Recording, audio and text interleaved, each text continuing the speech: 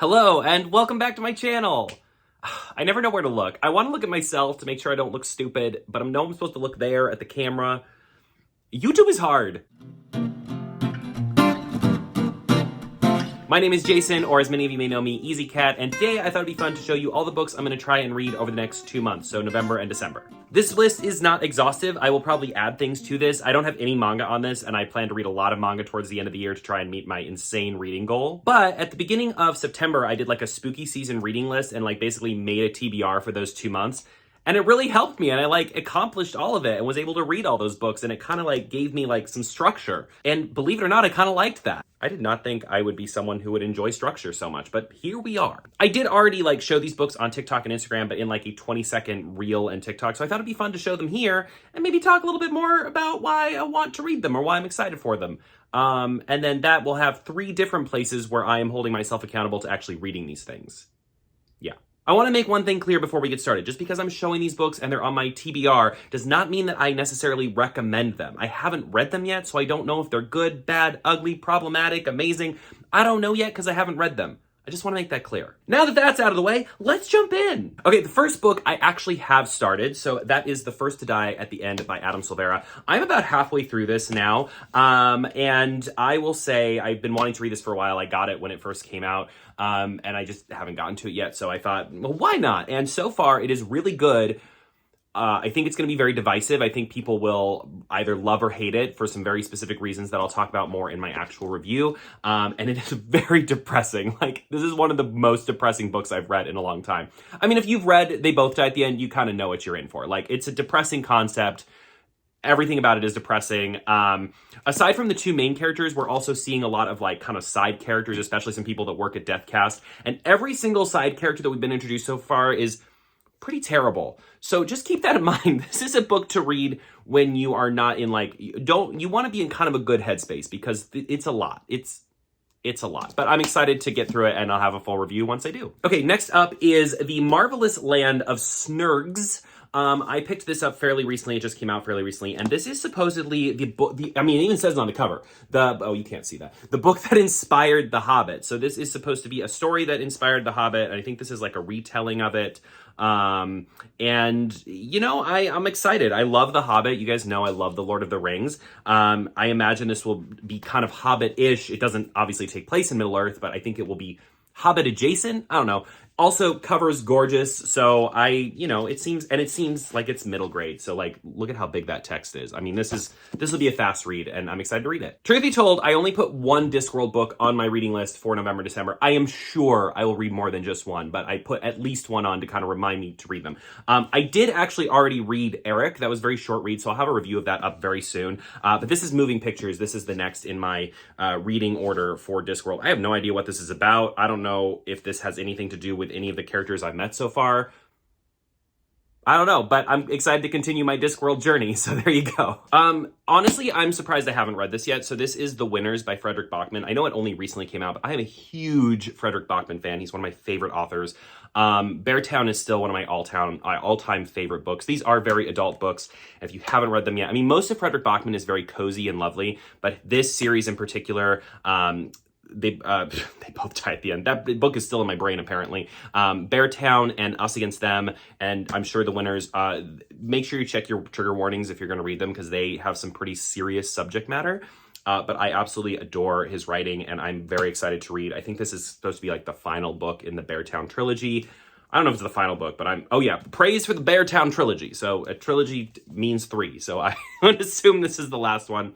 It's chunky. I mean, I think this is probably the longest Fredrik Backman book, but I'm very excited to read this, and I imagine it's going to make me cry because so far the previous 2 did as well, so we'll see what happens. All right, the next one, I have an advanced reader copy of this, but this has actually been out for a few months now. This is called Message Not Found. I read Dante Medina's previous book, The Truth Project, and really liked it. And this mainly I picked this up because A, I want to read it, and B, it looks wintry. I don't have a lot of books that look wintry, so any of them that look wintry that I haven't read yet basically made it onto this list. So I'm excited to read this. I really don't know anything about it, but I do know that there are parts of the book that are told like through text message, and so I don't know. Dante did some really cool things with storytelling in the Truth Project. I'm excited to see what that looks like in this book. So yeah. Okay, so this book was actually on my September, October, like spooky season reading list. But then I read the first page and realized it's supposed to be like kind of spooky Christmas stories, actually.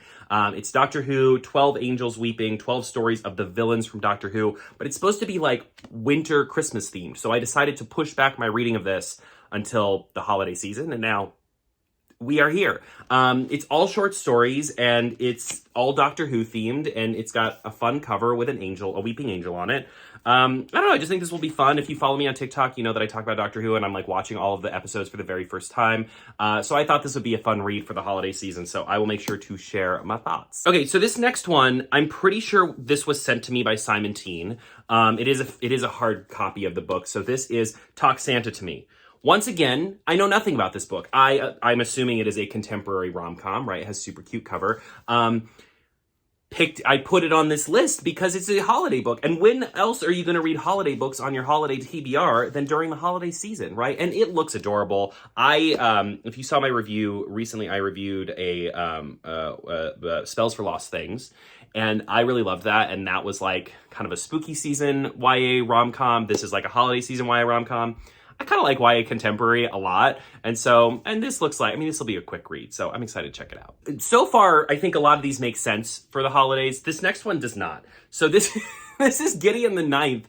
I've been putting off reading this forever. I've heard it's incredible. Every time I even like show a corner of it in a video, people are like, Gideon the Ninth, you have to read it. And like people are insane about this book, like in the best of ways. And so I am finally going to read Gideon the Ninth. I'm so excited. I've been wanting to read this trilogy. Well, I guess it's now 3 books, right? Forever. And I just have been putting it off for whatever reason. So I am so excited to read this, and I can't wait to tell you guys what I think, because a lot of people have been like asking me like, what do you think? Have you read it yet? Have you read it yet? I am finally going to read it sometime over the next 2 months. So there you go. This next book is like, I haven't read like a really amazing like adult high fantasy for a while. I think this is high fantasy. It'll be awkward if it's not. But this is The Spear Cuts Through Water by Simon Jimenez. I don't think I've ever read anything by Simon Jimenez before. I mainly picked this up. This was like one of those books that I like found at the bookstore, had never heard of it before, picked it up. I always like check the reviews on like Goodreads and Storygraph to see what people are saying. And this has like phenomenal reviews. And so anytime I see something with like crazy good reviews that I've never heard of, I'm always like, ooh, interest peaked. But this people are just raving about this. And I am really excited to read it because I feel like it's been a while since I read like a really like deep, rich fantasy book. I've read a couple this year, but I've read a lot more like cozy fantasy stuff. And there's Discworld, but I consider Discworld more like fun, satirical, almost like cozy fantasy. This seems like it's going to be like pretty like big and epic in scope. And if you've been, look at the art inside this cover. Like, are you kidding me? If you've been following me for a while, you might have noticed, I don't know if I've ever talked about this, that I kind of like to put some like beefier books at the end of the year. I feel like the end of the year is a time where I'm like ready to sit down and like really get into something chunky like this. Last year around this time was when I read Christopher Paolini's To Sleep in a Sea of Stars. That's what it's called. They just announced the sequel. But I like a big kind of chunky fantasy or sci-fi book this time of year, and I'm hoping this is kind of gives me what I want from that. So I'm excited. I've said I'm excited about basically every book so far, but if I wasn't excited, they wouldn't be on my TBR. So I guess that's fair, right? This next one I discovered through TikTok. I saw a couple people talk about this one. This is an indie published book, I believe. I believe it's completely indie published. It is Can't Spell Treason Without T. So this looks to be very like cozy fantasy-ish. I'm obsessed with the cover. It just looks so cute. And I don't know, everyone I've seen talk about it has said really good things. I don't have a lot of cozy fantasy on my holiday season TBR, and I love cozy fantasy, so this is going to be like my cozy fantasy read for the season. And like I said, I think it's got like, it's like tea, but it's also got like politics and planning and scheming, and it just sounds really unique. And I'm hoping that it kind of gives what I really want is I kind of want it to have like Legends and Lattes vibes. Like I kind of want it to be like my next Legends and Lattes type book. It might not be, and that's totally okay, but that's what I'm going into it kind of like hoping for. So we'll see. Finally, have to read the sequel to Amari and the Knight Brothers. I couldn't remember if it was Knight Brothers or sisters.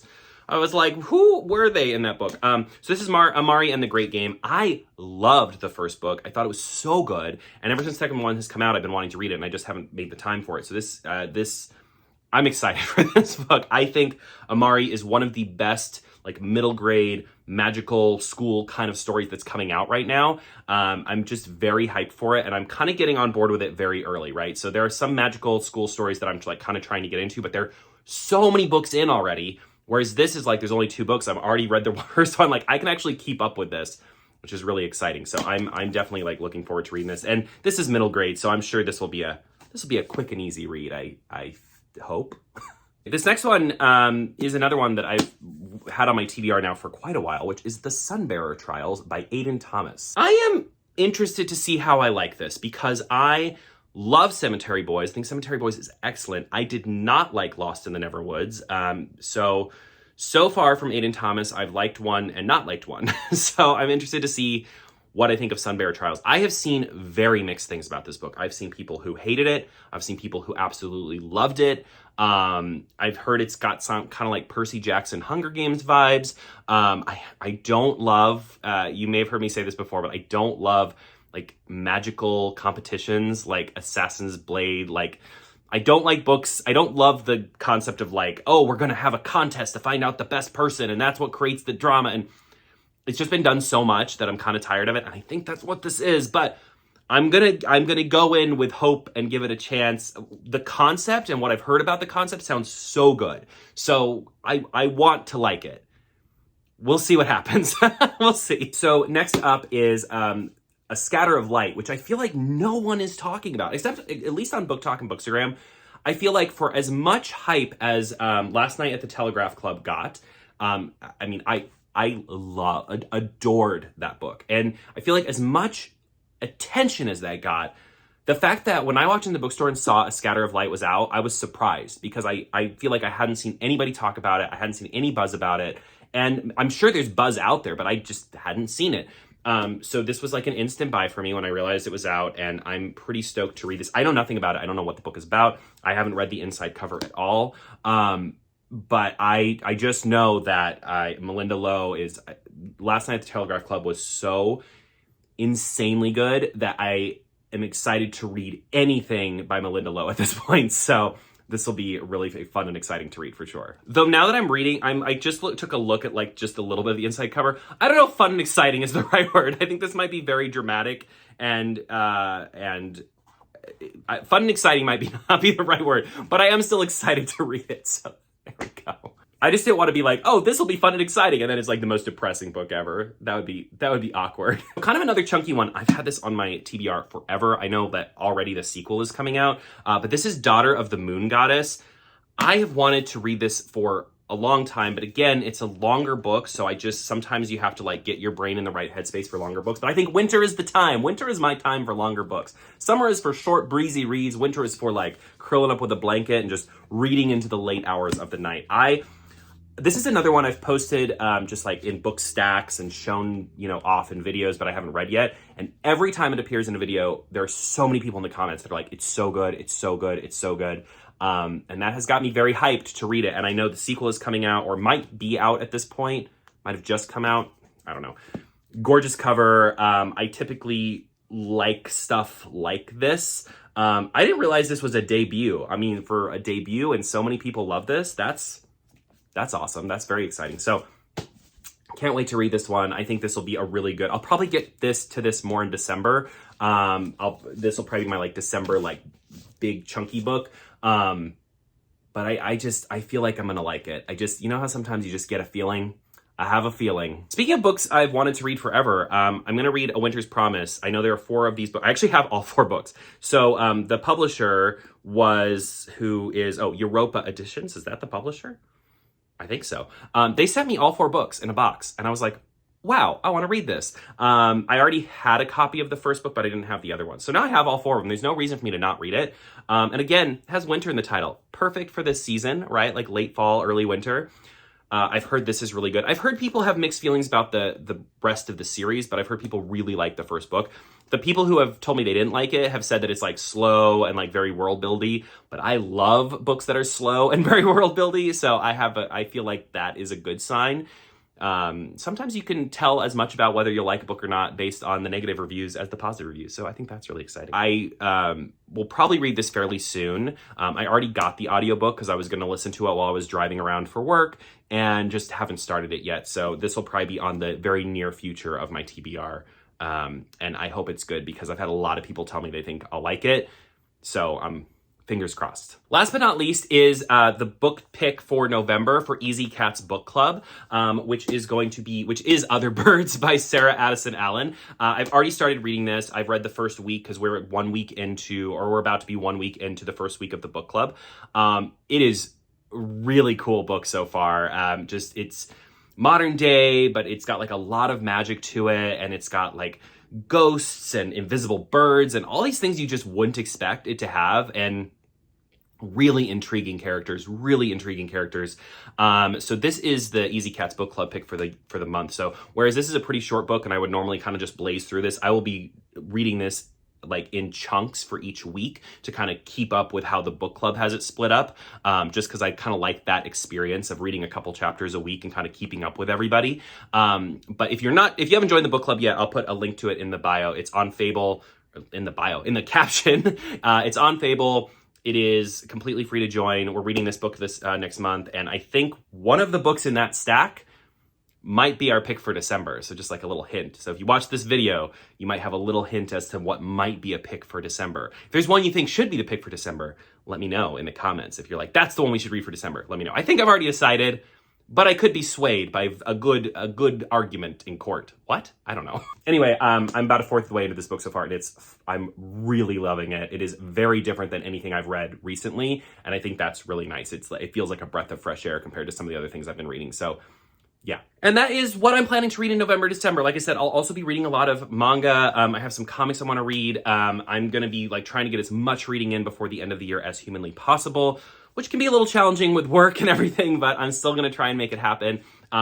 There will be reviews for all of these on my TikTok and Instagram pages as I read them, but of course I'll do a more full breakdown of these books when I do my reading wrap up at the end of November and December. So you'll be able to see that there, as well as what books I added into each month as I went, because just looking at like September and October, I did add quite a few things in as I went that were like things that I wanted to read spur of the moment, or quick reads that I could like easily add in between like bigger books. Because sometimes you need like a palate cleanser, like you need like a 150, 200 page little palate cleanser before you jump into something else that's like really deep and rich and epic. Are you going to read any of these books? Have you already read any of these books? Please let me know in the comments. I'm so excited that so many of you have now found my YouTube page now that I've come back to YouTube. So make sure to like and subscribe. And I think there's like a bell and a whistle that you can blow to find out when I don't know, any of the buttons that you can push to make sure that you are here when I post new things. Feel free to push those, and feel free to let me know your thoughts on any of these books, or if there's something you absolutely think that I should be reading for November and December, let me know that too. Just let me know, tell me about your life. What's going on with you? How are you doing? Are you having a good day? Thank you so much for being here and for checking out my November, December reading list with me, and as always, happy reading.